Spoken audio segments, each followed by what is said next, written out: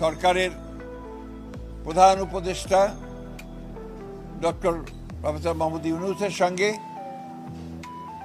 আমাদের বাংলাদেশ জাতীয়তাবাদী দলের ভারপ্রাপ্ত চেয়ারম্যান জনাব তারেক রহমানের যে বৈঠকটি সরকারের অর্থাৎ প্রধান উপদেষ্টার আমন্ত্রণে অনুষ্ঠিত হয়, প্রায় 2 ঘন্টার এই বৈঠক নিয়ে গোটা জাতি আপনার উৎকণ্ঠার সঙ্গে অপেক্ষা করছিল এবং সবাই অপেক্ষা করছিল যে এই বৈঠকের ফলাফল।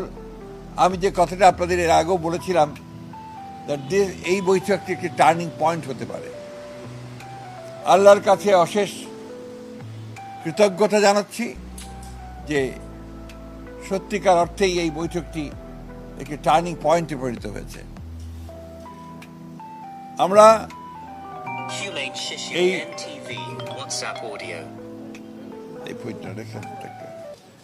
আমরা লক্ষ্য করলাম যে বৈঠকটির পরেই একটা যৌথ আপনার প্রেস রিলিজ দেওয়া হয়েছে, ইশতেহার বলবো, একটা যৌথ ঘোষণা দেওয়া হয়েছে। যে ঘোষণাতে খুব পরিষ্কার করে বলা হয়েছে যে আমাদের 2 নেতার বৈঠকটি ছিল অত্যন্ত সৌহার্দ্যপূর্ণ এবং অত্যন্ত একটা সুন্দর পরিবেশে বৈঠকটি অনুষ্ঠিত হয় এবং যে বিষয়গুলো আলোচনা হয়েছে তার মধ্যে প্রধান ছিল যে নির্বাচন ইস্যু। সেই নির্বাচন ইস্যুতে জনাব তারেক রহমানের যে প্রস্তাব, যে নির্বাচন যে ঘোষণা করা হয়েছে আপনার এপ্রিলে, যেটা প্রধান উপদেষ্টা ঘোষণা করেছেন, সেটা উপযুক্ত সময় নয় বিধায় তাকে পিছিয়ে নিয়ে আসা। এবং সেই ক্ষেত্রে আমরা অত্যন্ত আনন্দের সঙ্গে, গোটা জাতি আনন্দের সঙ্গে লক্ষ্য করলো যে আপনার এইটাতে প্রধান উপদেষ্টা সম্মত হয়েছেন এবং তারা ফেব্রুয়ারির মাঝামাঝি সময়ে নির্বাচনের সময়সীমা নির্ধারণ করেছেন। আমি বলবো যে জনাব তারেক রহমান সাহেব আবার প্রমাণ করলেন যে তিনি বাংলাদেশের এই রাজনৈতিক যে দলগুলো রয়েছে, সেই দলগুলোর নেতৃত্ব যারা দিচ্ছেন, তাই সেই নেতৃত্ব যারা দিচ্ছেন তাদের মধ্যে নিঃসন্দেহে রাষ্ট্রনায়কোচিত যে গুণগুলো তার মধ্যে রয়েছে, সেই গুণ তিনি প্রমাণ করেছেন। প্রথম একটি বৈঠক যেটা সত্যিকার অর্থে গোটা জাতি অত্যন্ত উদ্বিগ্ন ছিল, সেই বৈঠকটিতে তিনি আল্লাহর হুকুমে সফল হয়েছেন। আমি আমার দলের পক্ষ থেকে, আমাদের সমস্ত নেতাকর্মীদের পক্ষ থেকে জনাব তারেক রহমানকে আন্তরিক ধন্যবাদ জানাচ্ছি। সেই সঙ্গে আন্তরিক কৃতজ্ঞতা জানাচ্ছি প্রধান উপদেষ্টা প্রফেসর ডক্টর মোহাম্মদ ইউনূসকে, যে তিনি অত্যন্ত বিচক্ষণতার সঙ্গে এই সভাটিতে জনাব তারেক রহমানকে আমন্ত্রণ জানিয়ে একটা যে স্টেলমেট ছিল, একটা যে আপনার সব কিছু অনিশ্চিত অবস্থায় চলে গিয়েছিল, সেই অবস্থাটাকে কাটিয়ে তিনি জাতিকে এই 2 নেতা আবার সামনের দিকে আশা নিয়ে এগিয়ে যাওয়ার স্বপ্ন দেখিয়েছেন। এটা আমি তখনও বলেছি যে এখন যেটা প্রয়োজন হবে সেটা হচ্ছে যে আপনার সমস্ত অতীতে যে সমস্ত ছোটোখাটো আপনার একটু কথাবার্তা হয়েছে সেগুলোকে ভুলে গিয়ে সামনের দিকে জাতীয় ঐক্যকে আরও দৃঢ় করে এবং যেটা বলা হয়েছে আপনার সমস্যাগুলোকে সমাধান করে নিয়ে আমরা যেন অতি দ্রুত একটা নির্বাচন, যেটা বলা হয়েছে ফেব্রুয়ারির মাঝামাঝি সময়, সেই নির্বাচনে সুষ্ঠুভাবে সুন্দরভাবে যেতে পারি এবং জাতির যে আকাঙ্ক্ষা সেটা পূরণ করতে পারি এবং এই 15 বছরের ফ্যাসিস্টদের যে ধ্বংসস্তূপের মধ্যে যে স্ট্রাকচার, যে কাঠামো, সেই কাঠামোকে নতুন করে গণতান্ত্রিক কাঠামোতে আমরা রূপান্তরিত করতে পারি।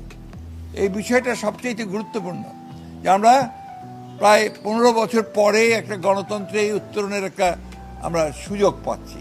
গণতন্ত্রের যে ট্রানজিশন টু ডেমোক্রেসি, যে কথাটা আমি বারবার বলেছি, সেটাই একটা নিশ্চিত আমরা সেই দিকে এগিয়ে যাচ্ছি। আমি এই সঙ্গে আজকে সত্যিকার অর্থে বলতে কি সবচেয়ে বেশি স্মরণ করতে হয় আমাদের সেই সমস্ত শহীদদেরকে যারা জুলাই আগস্ট মাসে তারা অধিকার আদায়ের জন্যে তারা তাদের প্রাণ দিয়েছেন, প্রাণ দিয়ে সেই পরিবর্তন ঘটিয়েছেন, ফ্যাসিস্টকে পরাজিত করে তাকে পালিয়ে যেতে বাধ্য করেছেন এবং বাংলাদেশের মানুষের জন্য একটা নতুন সম্ভাবনার সৃষ্টি করেছেন।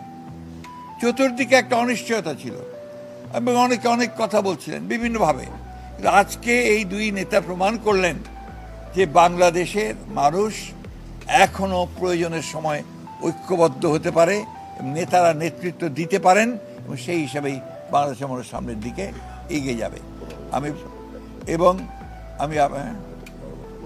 আমি যে কথাটা আবার আমি বলতে চাই যে আমার সঙ্গে মিটিং শেষ হওয়ার সঙ্গে সঙ্গেই আমাদের নেতা জনাব তারেক রহমান সাহেবের সঙ্গে টেলিফোনে কথা হয়েছে।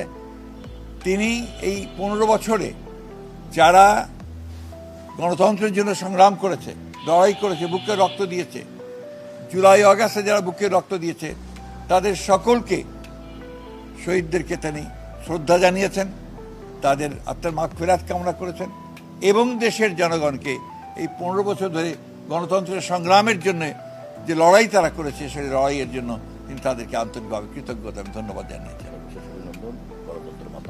সবচেয়ে আমাদের অভিনন্দন তিনি জানিয়েছেন আমাদের নেতাকর্মী যারা এই দীর্ঘ 15 বছর ধরে আপনার লড়াই করেছে, সংগ্রাম করেছে, নির্যাতন সহ্য করেছে, প্রাণ দিয়েছে বিএনপির, তাদেরকেও তিনি আন্তরিকভাবে ধন্যবাদ শুভেচ্ছা জানিয়েছেন।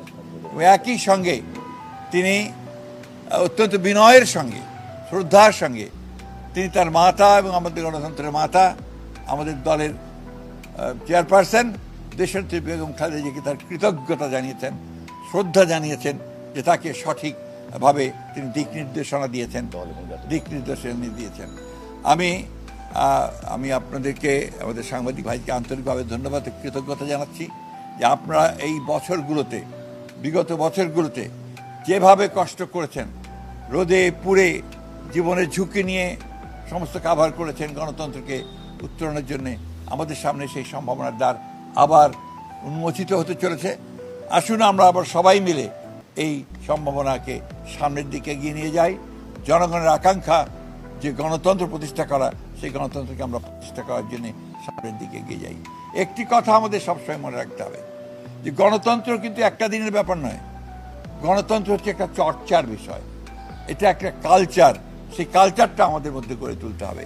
সারাক্ষণ একে অপরকে বকাবকি, গালিগালাজ, আপনার সোশ্যাল মিডিয়াতে বকাবকি, অমুকখানে বকাবকি না করে আসুন আমরা সবাই একসাথে একযোগে জাতীয় ঐক্য সৃষ্টি করে আমরা দেশকে পুনর্গঠনের জন্য, নতুন বাংলাদেশ গঠন করবার জন্য এগিয়ে যাই। আমাদের শহীদ প্রেসিডেন্ট জিয়া রহমানের স্বপ্ন, আমাদের নেত্রী দেশনেত্রী এবং খালেদা জিয়ার স্বপ্ন, আমাদের নেতা তারেক রহমানের স্বপ্নকে বাস্তবায়িত করার জন্য, আর আমাদের যে সমস্ত শহীদরা প্রাণ দিয়েছেন তাদের স্বপ্নকে বাস্তবায়িত করার জন্য। আপনাদের সকলকে ধন্যবাদ।